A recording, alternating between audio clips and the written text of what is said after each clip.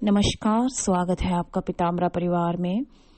आज इस वीडियो के माध्यम से हम भगवान शिव को निहारने का एक तुच्छ प्रयास करेंगे। साथ ही साथ महाशिव की गायत्री मंत्र साधना के बारे में भी इस वीडियो के माध्यम से जानेंगे। योगियों के भी महायोगी शिव, वैसे तो इनके स्वभाव और इनके बारे में वर्णन करना बहुत ही दुर्लभ कार्य है और इसे कोई नहीं कर सकता है, लेकिन फिर भी हम उन्हें निहारने का एक तुच्छ सा प्रयास कर ही सकते हैं। योगी, महाशिव एक योगी हैं। योगी जन वैसे कठोर तप में रहते हैं और महायोगी होते हैं। पृथ्वी पर भगवान शिव एक ऐसे देवता हैं जो निरंतर परमेश्वर का नाम जपते रहते हैं। ये सदैव बंध या मुद्रा में बैठे होते हैं। तप के कारण इनके शरीर में दाह उत्पन्न होता है, जिसके शीतलीकरण की आवश्यकता होती है। यह शीतला उन्हें गंगा के प्रभाव से, चंद्रमा से और हिमालय में निवास करने से ही प्राप्त होती है। क्रोधी स्वभाव के हैं शिव। यदि कोई उनका तप भंग करने का प्रयास करता है तो वे उसे नष्ट कर देते हैं। जन सहायक हैं शिव। वे लोग जो सहायता पाने में असमर्थ हैं, मात्र शिव की प्रार्थना करने से, शिव को ध्यान करने से ही शिव की कृपा उनके ऊपर प्राप्त हो जाती है। इतने बड़े सहायक हैं कि उन्होंने समुद्र मंथन में निकला हलाहल विष पी लिया था। यह जानकर ही अगर यह ब्रह्मांड में कहीं गिर जाता है तो ब्रह्मांड का नाश ही हो जाएगा। इस पृथ्वी से उन्हें कष्ट भी हुए हैं, क्योंकि वो भक्तों का पूर्व चित्र जानते हुए भी उनको महान से महान वरदान दे देते हैं। फिर जब ये वरदान प्राप्त लोग बलशाली बनकर औरों का छल करते हैं तो शिवजी को परिस्थिति भांपने के लिए उनके ऊपर हस्तक्षेप करना पड़ता है। उन्होंने रावण, तारकासुर, त्रिपुरासुर, बाणासुर आदि को बड़े बड़े वरदान दिए और ये दैत्य बाद में देवों को ही हराकर सर्वशक्तिमान बनने का प्रयास करने लगे थे।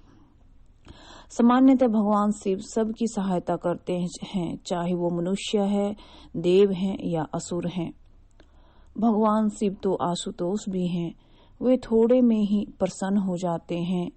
भूतनाथ शिव भक्त भूत प्रेत से कभी बाधित नहीं हो सकता है। सुरमय एवं दुर्गम स्थानों में निवास, प्रसिद्ध शिव मंदिर एवं ज्योतिर्लिंग दुर्गम से दुर्गम स्थानों पर ही हैं। कैलाश पर्वत, अमरनाथ गुफा, मानसरोवर और 12 ज्योतिर्लिंग इसके विशेष उदाहरण हैं। हालांकि शिव मंदिर भारत के सभी देहांते कस्बों और शहरों में विद्यमान हैं।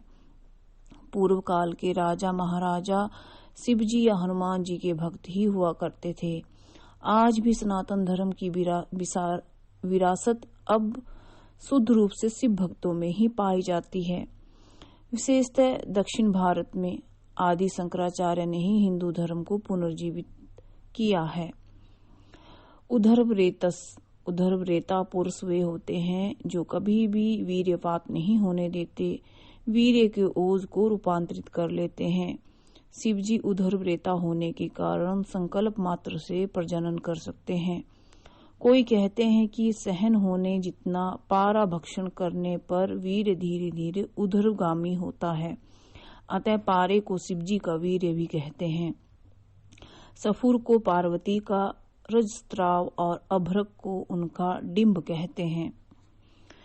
वैसे शिव संप्रदाय मानता है कि विश्व उत्पत्ति शिवजी ने ही की है। पृथ्वी पर विभिन्न युग मानवीय वर्षों में से इस प्रकार विभाजित हैं कि वो शिव द्वारा ही किए गए हैं।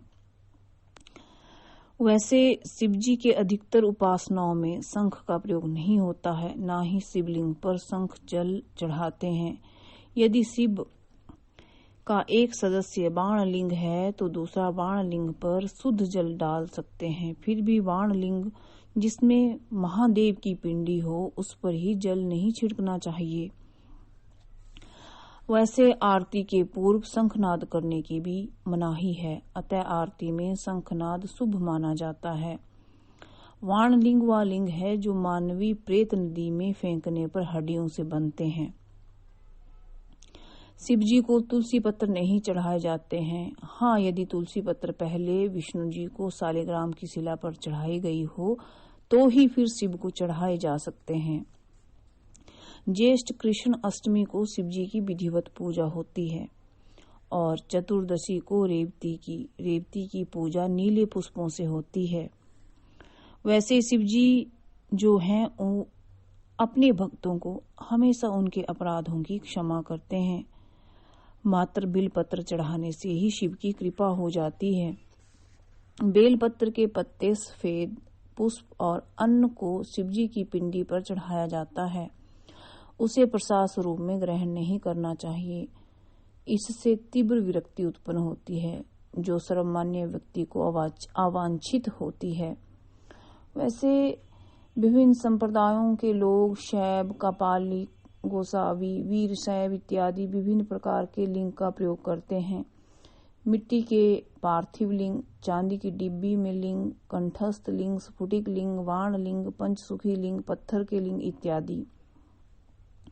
वैसे भगवान शिव की लिंग परिक्रमा करते हैं। इसका मार्ग अर्ध चंद्राकृति होता है। लिंग मूल से चंद्राकृति की ओर जाने वाले मार्ग जो मंदिर की सीमा तक बना होता है सोम सूक्त कहलाता है। प्रदक्षिणा के समय बाईं तरफ से शुरू करके योनि मार्ग तक जाते हैं जहां अभिषेक का जल पहुंचता है। इसको पार किए बिना परिक्रमा करने का पलटकर उल्टी दिशा में जाने का विधान है। परिक्रमा का यह नियम वहीं लागू होता है जहां शिवलिंग मानव द्वारा स्थापित है। यह नियम ज्योतिर्लिंगों की, स्वयंभू लिंगों की स्थापना पर लागू नहीं होता है। वैसे सालुका का जो जल है उसको लांघते नहीं हैं क्योंकि यह ऊर्जा का प्रवाह है। भगवान शिव को द्रव्य पदार्थों से पूजा प्रिय है। शिव जी का अभिषेक करते समय यजुर्वेद के रुद्र मंत्र का उच्चारण करना चाहिए। यह दो प्रकार का हो सकता है, नमस्कार और चमत्कार। नमस्कार में नमः शब्द बारंबार आता है, चमकार में चमक। यह अभिषेक रुद्रा अष्टध्यायी को 11 बार पढ़कर होता है। अष्ट रुद्राध्यायी के 11 आवर्तन को एक एकादशनी कहते हैं। जो लोग 11 एकादशनी को एक लघु रुद्र, 11 लघु रुद्र और एक महारुद्र और 11 महारुद्र को एक अतिरुद्र कहते हैं। मान्यता है कि भक्ति पूर्वक अतिरुद्र करने वाला निवारण पाकर शिवलोक में जाता है, जन्म मृत्यु के चक्कर से भी छूट जाता है।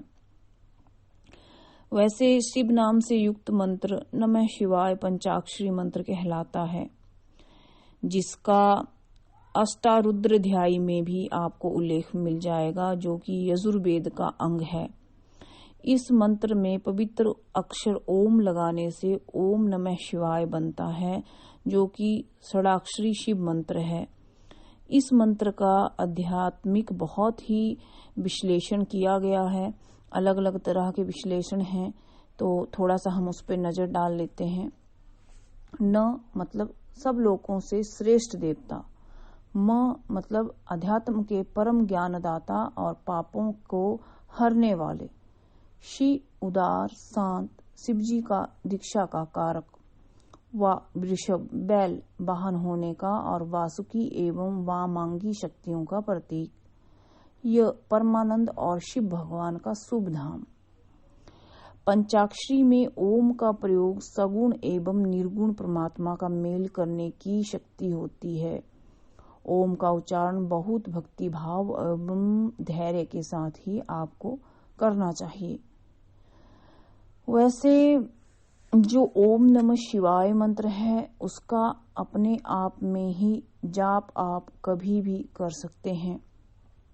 दीक्षा ले लें तो अति उत्तम रहे। अब बात करते हैं शिव गायत्री मंत्र की।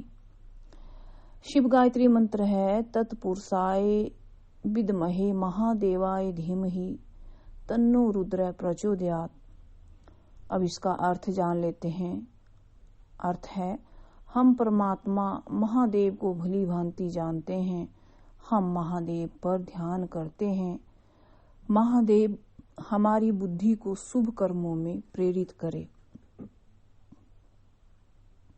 वैसे जो लोग शिव गायत्री जाप करते हैं वो अपने सभी कर्म बंधनों से मुक्त हो जाते हैं। ऐसा कोई भी पाप कर्म नहीं है कि जो आप शिव गायत्री पाठ करें या शिव गायत्री का जाप करें जो नष्ट ना हो जाए। जो शिव गायत्री का पाठ करता है या जाप करता है गुरु दीक्षा लेकर के, वो परमानंद शिव धाम को प्राप्त होता है। जैसे मैंने अभी आपको पीछे बताया, यह मतलब परमानंद और शिव भगवान का शुभ धाम। वैसे तो शिव शांत हैं, उदार हैं। शिव जी की जो महिमा है उसका वर्णन नहीं किया जा सकता है, लेकिन परमानंद और शिव भगवान का शुभ धाम यदि आप जाना चाहते हैं तो कम से कम आपको शिव गायत्री का 11 लाख जप संपन्न कर लेना चाहिए। अब इसकी विधि जान लेते हैं। जब आप शिव गायत्री का जप करना चाहें तो आपको किसी योग्य गुरु से दीक्षा लेनी चाहिए। आप चाहें तो पीताम्बरा परिवार से भी दीक्षा ले सकते हैं। शिव यंत्र, शिवलिंग और रुद्रमाला अगर सिद्ध रहे तो बहुत अच्छा है, और सिद्ध आसन का प्रयोग करते हुए आपको इसका 11 लाख जप करना है। आप देखेंगे कि आपके यदि पूर्व जन्मों के कर्म भी इस तरह से हैं कि गलत कर्म है या बुरा ग्रह योग है, वो भी नष्ट हो जाता है और आप शिव के उत्तम धाम को प्राप्त होते हैं। शिव गायत्री का जप आपको अपने पापों को समर्पण करने के लिए, अपने पापों को मिटाने के लिए, शिव का परम धाम प्राप्त करने के लिए और शिव की विशेष कृपा के लिए और शिव दर्शन करने के लिए ही करना चाहिए। वैसे शिव ऐसे देव हैं जो मात्र थोड़े से ही जप पे प्रसन्न हो जाते हैं, लेकिन अगर आप इसका 11 लाख जप कर लें तो अति उत्तम रहे। यदि आप शिव गायत्री मंत्र की दीक्षा चाहते हैं तो आप पीताम्बरा परिवार में संपर्क कर सकते हैं। अगर आपको यह वीडियो अच्छा लगे तो लाइक और शेयर कीजिए। धन्यवाद।